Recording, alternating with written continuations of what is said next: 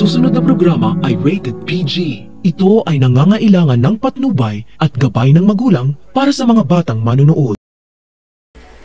Pinatunayan talaga ni Michael sa kasintahan niyang si Denise na walang anumang virus ang maghahadlang sa tunay niyang nararamdaman na pagmamahal kay Denise. Abot langit ang pagsisisi ni Michael kung bakit pa niya pinagpipilitan ang sarili niya kay Lynette na hindi naman siya mahal nito dahil si Doc RJ pa rin ang mahal ni Lynette. Ang akala kasi ni Michael si Lynette ang tunay niyang mahal pero nagkamali siya dahil napagtanto ni Michael na si Denise pala ang mahal niya dahil natatakot siyang mawala ito. Kaya hindi nagdalawang isip si Michael na sundan si Denise sa San Ricardo Hospital at sa kasamaang palad nahawa na rin si Denise sa TS virus kaya kailangan siyang ma-isolate. Nang malaman ni Michael na may sakit si Denise, hindi siya nagdalawang isip na sumama sa isolation room para makasama si Denise at may magbabantay sa kasintahan niya.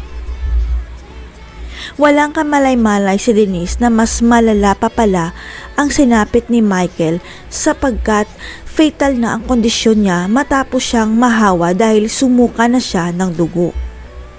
Kaya sisisihin ni Denise ang sarili niya kung bakit nahawa si Michael ng virus. Pero bago mawala si Michael, huling-hiling nito na magpakasal sila ni Denise sa ospital. Nabanggit kasi ni Denise na may pare sa ospital at malaking tulong ito sa mga namatay na pasyente kaya kakausapin nila ang pare para matupad ang huling hiling ni Michael.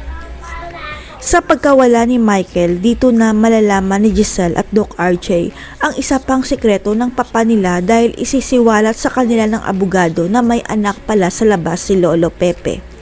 Matatandaan na proud si Lolo Pepe nang malaman niyang may anak sa labas si Ubeng dahil ang hindi nila alam may anak rin pala sa labas ang papa nila at si Michael yun.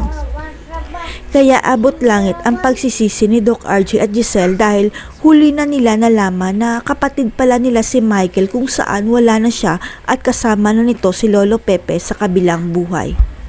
Mamamatay na rin kaya si Doc Yula matapos niyang sumuka ng dugo. Matamaan rin kaya si Zoe ng virus kaya aaminin niya ang kasalanan niya. Abangan.